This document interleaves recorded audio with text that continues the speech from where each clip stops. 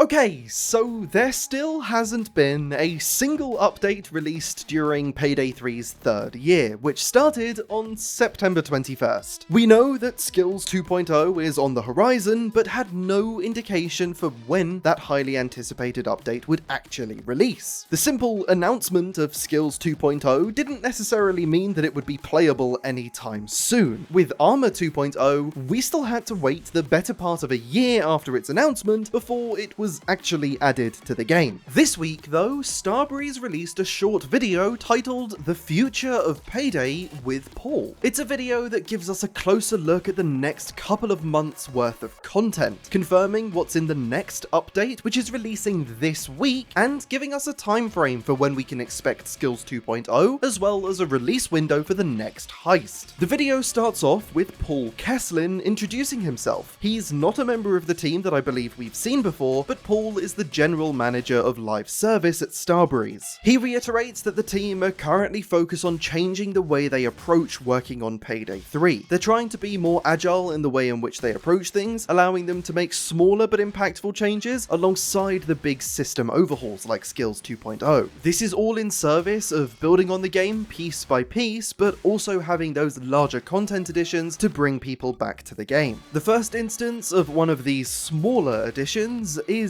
this week's update. On November 11th, which is this coming Tuesday, we're going to be getting an update that seemingly focuses on just fixing some bugs. We don't know if there's going to be anything else included in this update. It might be the perfect opportunity to throw in a weapon or something smaller just to give the update a little bit more weight, but it doesn't look like that's going to be the case. Considering that we haven't got any patch notes just yet, I think there's a chance we'll get those on Monday, but more likely we'll get them once the update actually releases. And if there are any significant tweaks or changes, we'll discuss them once we know what they are. So, with the least significant update out of the way, what's next? Following on from the November update, in December, we'll finally be getting the long-awaited Skills overhaul. We don't have a confirmed date just yet for Skills 2.0, but it's currently slated for a December release. Feedback has been an interesting topic for discussion around Skills 2.0. When the initial blog post outlining the new skill system was released on September 22nd, it provided a really comprehensive first look at each and every one of the newly proposed skills. The blog also invited the community to provide their feedback on the new system, which a lot of the community started to do after taking some time to digest this incredibly thorough preview of the new skill system. There was even a proposed unofficial Skills 2.0 community feedback session that didn't actually end up happening, but shows that the community was very eager to share their thoughts. Sadly though, I don't think we were given all that much time to actually think things over before the final system was locked in. Just 18 days after the initial post was released, there was a follow-up blog post showcasing the version of the skills rework that is going to be released in December. It wasn't identical to what we had seen beforehand. There were around 50 amendments of varying significance made to the system, but still, there wasn't a great deal of time to provide feedback.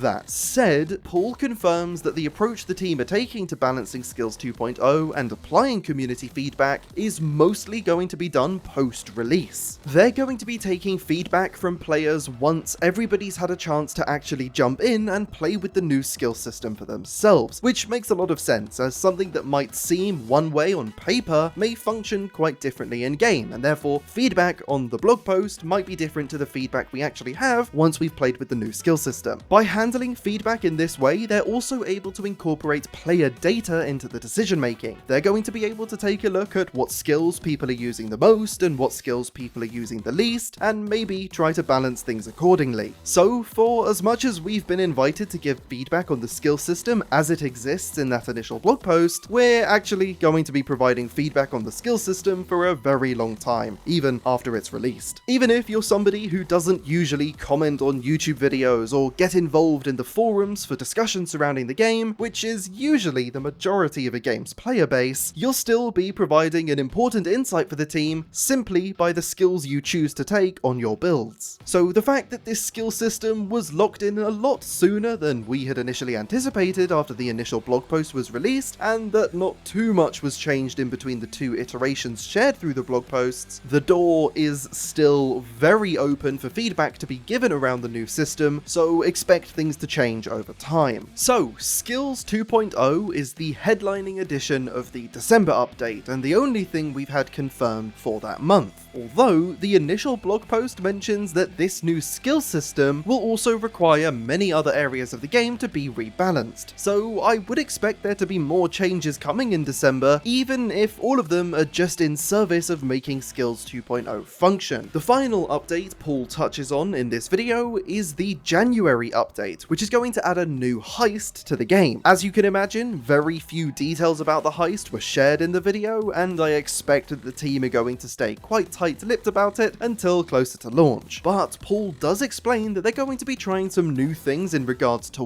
world building and narrative, which will allow this heist to have much more personality than some of the other heists we've got so far. As somebody who places a lot of value in the game's narrative, this is something that excites me quite a bit. The video ends with a summary of what was discussed, and it's mentioned that these kind of videos are something that we should hopefully be able to expect more frequently as a way of Starbreeze keeping us in the loop of what they're currently working on and what's coming to the game in the near future. I would expect that we might get another video like this in January, once the 3 updates discussed in this video are all out, and that video would discuss the next few months worth of content. Starbreeze has a complicated relationship with roadmaps when it comes to Payday 3. The Year 1 roadmap missed a lot of its targeted release windows, and due to a significant amount of the game's Year 1 content being delayed, the commitment to have 4 major DLCs all released before the end of the year became more of a deadline for the studio than it initially would have been. I have no doubt that the Gold Edition pass contractually obliging Starbreeze to release the game's first 4 DLCs before Year 1 was over contributed to some of the areas of that content releasing slightly less polished than they should have been. That nightmarish scenario is likely what led the company to be so firmly against the idea of a roadmap for the game's second year, and is also probably a contributing factor to why this mini roadmap we've just got from Paul only covers the next few months. It really feels like the studio is hesitant to commit to anything further than the next quarter. So even though it sounds like they're trying to build up to a monthly cadence with these updates, I wouldn't expect to have anything further than the next couple of months confirmed at a given time. A few weeks ago, we spoke at length about Payday 3's second anniversary livestream and how disastrous I thought that was. One of the things I criticized the most was just how little information Starbreeze actually had ready to confirm on that livestream. And at the time, I said it would have been better for all of the information shared on that livestream to be delivered concisely in a short video instead. I'm going to give credit where credit is due and say that this video with Paul is exactly what I was asking for. I could easily see a world where the information shared in this 3-minute video was delivered during a Heist with Developers livestream, and while, don't get me wrong, I love those live streams and think they're a really important touchpoint between the community and the development team, it is exceptionally important that key information like this is shared in an easy-to-consume package for the average member of a community. Most people aren't going to sit through an entire livestream replay to catch up on the news, and fewer still are actually going to be around at the time of each stream to join in and watch it live. If you have enjoyed this video, all I ask is that you consider subscribing, because it looks like Payday 3's third year is actually about to start. We've got a small update coming this week, Skills 2.0 next month, and a heist the month after that. So hopefully there's going to be a lot to dig into. Of course, as far as we're aware, Payday 3 still doesn't have a new director at the moment. Almir stepped away from the company a few months back, and now Andreas has also left. You can click the video on screen now for a full discussion about that and why it's so important that this position isn't left vacant for too long. Thank you very much for watching, and I'll see you